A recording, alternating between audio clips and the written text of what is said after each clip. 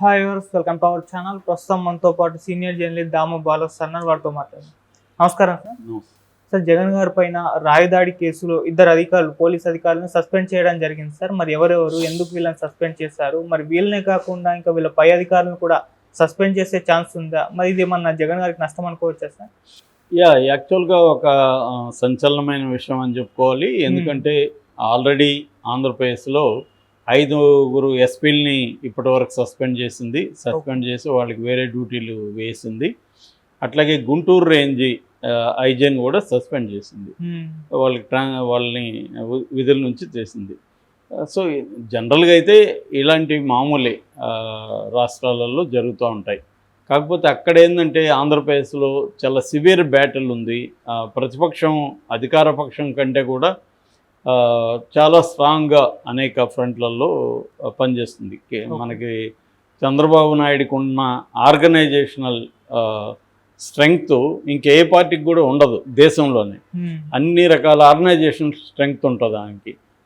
మేధావుల్లో కావచ్చు, తర్వాత ఎన్ఆర్ఐ సెక్షన్లో కావచ్చు, లీగల్ బ్యాటిల్లో కావచ్చు, తనకి ఒక మీడియాలో ఎలా ఫైట్ చేయాలి, మొత్తం ఆయనకున్న వ్యవస్థల బలం ఇంకెవరికీ లేదు.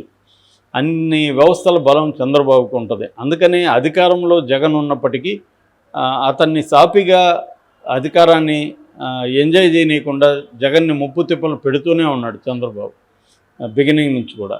సో మధ్యలో అరెస్ట్ అయినప్పుడే కొంత ఇబ్బంది వచ్చింది, కానీ దాని తర్వాత చంద్రబాబు మళ్ళీ మునుపటి స్థాయిలోకి వెళ్ళిపోయాడు. అన్ని వ్యవస్థలు అవి పనిచేస్తున్నాయి బ్రహ్మాండంగా. జగన్కి ఇబ్బంది కలుగుతూనే ఉంది.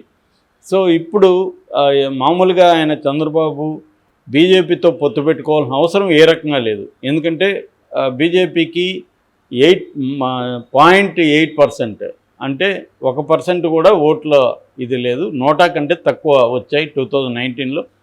అవి ఏ రకంగానూ పెరిగే అవకాశం లేదు. తగ్గితే తగ్గొచ్చు కానీ పెరిగే పరిస్థితి అయితే లేదు. మరి ఎందుకు బీజేపీతో పొత్తు పెట్టుకున్నాడు అంటే ఆ 0.8% వల్ల ఏం జరగచ్చు, చంద్రబాబుకి ఉపయోగం ఉందా? ఎందుకంటే 0.8 ఒకవేళ 1% అనుకుందాం, 1% బీజేపీ నుంచి వస్తే 2-3% బీజేపీ వల్ల నష్టం కూడా అవ్వచ్చు ఆయనకి. ఎందుకంటే మైనారిటీ ఓట్లన్నీ యాంటీ బీజేపీకి వెళ్ళిపోతాయి. ఎందుకంటే ఇప్పుడు బీజేపీ లేటెస్ట్గా నేషనల్ లెవెల్లో మోడీకి కూడా కొంత డౌట్ వచ్చినట్టు కనబడుతుంది. అంటే తనకి మనం అనుకున్న సీట్లు వస్తాయో రావు అని ఆయన మళ్ళీ ఎక్కువగా హిందుత్వం మీదనే ఈ మధ్య డిపెండ్ అయ్యాడు. ముస్లింలను చాలా తీవ్రంగా పర్సనల్గా కూడా ఆయన అటాక్ చేయడం మొదలుపెట్టాడు. ఈసీ ఆయన కంట్రోల్లో ఉంటుంది కాబట్టి ఆయన మీద ఏం చర్య తీసుకోదు. సో ఈ కాంటెక్స్ట్లో అక్కడ బీజేపీ వల్ల తనకి చంద్రబాబుకి మైనార్టీల నుంచి నష్టం కూడా ఉంది.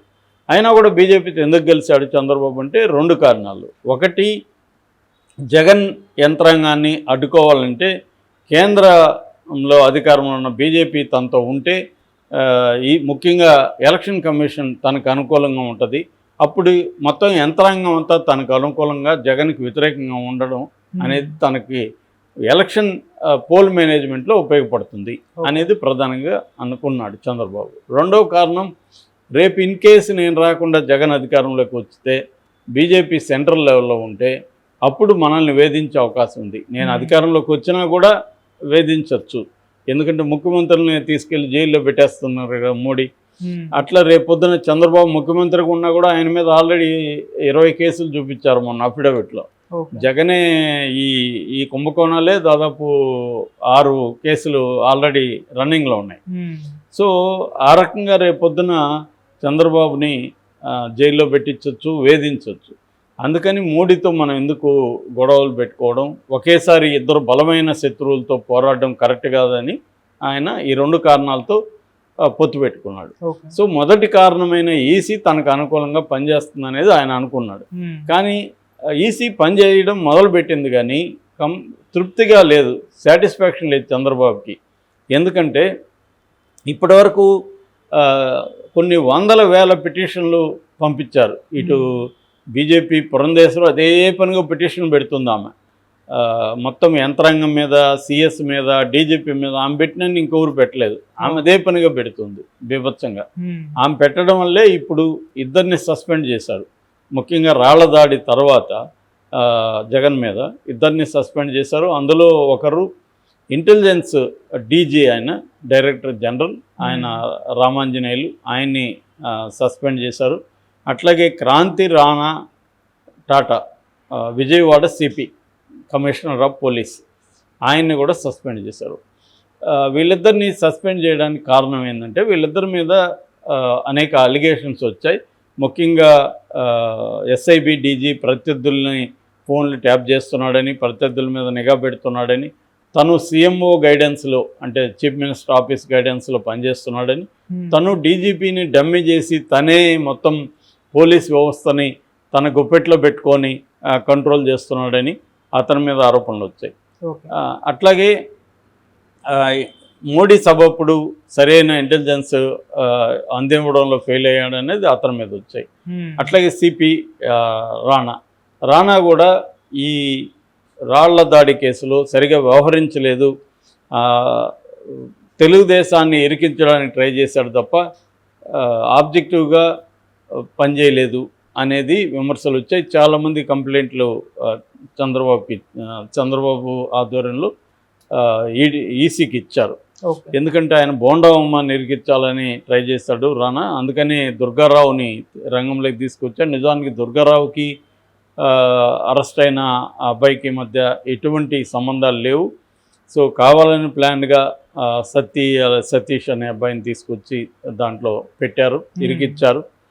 సో ఇదంతా కూడా ఆయన ప్లాన్డ్గా చేశాడు అని ఈసీ ఆయన్ని పిలిపించి వివరణ కూడా తీసుకుంది. సో ఇప్పుడు వాళ్ళిద్దరిని సస్పెండ్ చేశారు. కానీ చంద్రబాబు కానీ పురంధరేశ్వర కానీ ప్రధానంగా వాళ్ళు కోరుకునేది వీళ్ళిద్దరిని కాదు. వీళ్ళిద్దరు తీయడం వల్ల కొంతమేరకు జగన్కి నష్టమే కావచ్చు, కానీ అబ్సల్యూట్గా ఏమి నష్టం ఉండదు. ఎందుకంటే సిఎస్ జగన్కి అనుకూలంగా ఉంటాడు, డీజీపీ రాజేందర్ రెడ్డి కూడా అనుకూలంగా ఉంటాడు. వాళ్ళిద్దరూ పై స్థాయిలో ఉన్నంత వరకు కింది స్థాయిలో అధికారులు వాళ్ళ మాట వినాల్సిందే. సో ఎవరు వచ్చిన రేపు సిపి ఇంకొకటి వచ్చినా డీజీపీ మాట వినకుండా సిఎస్ మాట వినకుండా ఎలా ఉంటాడు? అట్లాగే రేపు ఇంటెలిజెన్స్ ఐజీ వచ్చినా సిఎస్ ఆధ్వర్యంలోనే కదా పనిచేయాలి. కాబట్టి సిఎస్ ఆధ్వర్యంలోనే హోమ్ ఉంటుంది, హోంశాఖ ఆధ్వర్యంలో ఆయన డీజీ ఉంటాడు ఇంటెలిజెన్స్.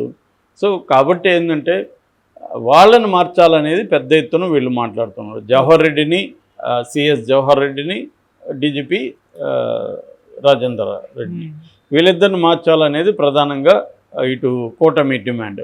కానీ వాళ్ళిద్దరి మీద ఎందుకు చర్య తీసుకోవట్లేదు, ఇంకా ఏమన్నా దగ్గరకు వచ్చినాక తీసుకుంటారా అనేది ప్రధానంగా చంద్రబాబుకు ఉన్నది. రెండోది ఏంటంటే చంద్రబాబు దాంట్లో చేరడం వల్ల ఏ రకమైన అడ్వాంటేజ్ ఇప్పటివరకు అయితే చంద్రబాబుకి కలిగినట్టుగా లేదా కూటమి కలిగినట్టుగా అనిపించట్లేదు. మ్యాక్సిమం వాళ్ళు ఎలక్షన్ కమిషను కొద్దిగా బ్యాలెన్స్డ్గానే వ్యవహరిస్తున్నట్టే కనిపిస్తుంది. అంటే చంద్రబాబుకు నోటీసులు ఇచ్చారు, మొన్న కూడా చంద్రబాబు ఇచ్చిన వివరణ కూడా వాళ్ళకి సాటిస్ఫాక్షన్గా లేదని మళ్ళీ నోటీసులు ఇచ్చారు చంద్రబాబుకి. అట్లా ఇరు వర్గాలకి జగన్కి నోటీసులు ఇచ్చారు. ఇరు వర్గాలకి నోటీసులు ఇవ్వడం కానీ ఇరు వర్గాల పిటిషన్లు పరిగణలోకి తీసుకొని కొన్ని తాను సాల్వ్ చేయడం, కొన్నేమో సెంట్రల్ ఎన్నికల కమిషన్ పంపించడం, ఇవి చేస్తున్నారు తప్ప ఒకవైపు వెళ్ళట్లేదు. ఆర్బిట్రరీగా ఒకవైపు ఉంటున్నట్టయితే కనిపించట్లేదు. నిజానికి అది మంచి పరిణామమే, కానీ చంద్రబాబుకి అది నచ్చట్లేదు. ఎందుకంటే బీజేపీతో మనం కలిసినప్పుడు బీజేపీ మనకు జగన్ ఇబ్బంది పెట్టే విధంగా బీజేపీ మనకు హెల్ప్ చేయాలి కదా అనేది చంద్రబాబుకు ఉన్న అండర్స్టాండింగ్. అది జరగట్లే. రెండోది ఇంక 20 రోజులు కూడా లేదు ఇప్పటి వరకు చంద్రబాబుకి లేదా కూటమి తరపున బీజేపీ నాయకులు ఎవరు వచ్చి కూడా క్యాంపెయినింగ్ అని ఏమీ చేయట్లేదు. సో ఈ రకంగా తీసుకున్నప్పుడు బీజేపీతో చంద్రబాబు పవన్ కళ్యాణ్ కలవడం వల్ల కొత్తగా చంద్రబాబు ఊహించిన ఫస్ట్ గోల్ ఏదైతే ఉందో అదేమీ జరగలేదు ఇప్పటివరకు. ఆ మేరకు కూటమిలో కొంత అసంతృప్తి ఉంది. జగన్ని కట్టడి చేయడంలో కానీ ఆ యంత్రాంగాన్ని కట్టడి చేయడంలో కానీ ఈసీ ప్రోయాక్టివ్గా పనిచేయట్లేదు. అట్లాగే జాతీయ నాయకులు ఎవరు కూడా ఆంధ్రప్రదేశ్ని పట్టించుకోవట్లేదు అన్న అభిప్రాయం ఉంది. మేబీ ఫస్ట్ పేజ్ ఎన్నికలు సెకండ్ పేజ్ అయిపోయినాక ఏమన్నా వస్తారా ఇటువైపు అనేది చూడాలి. Okay, thank you so much.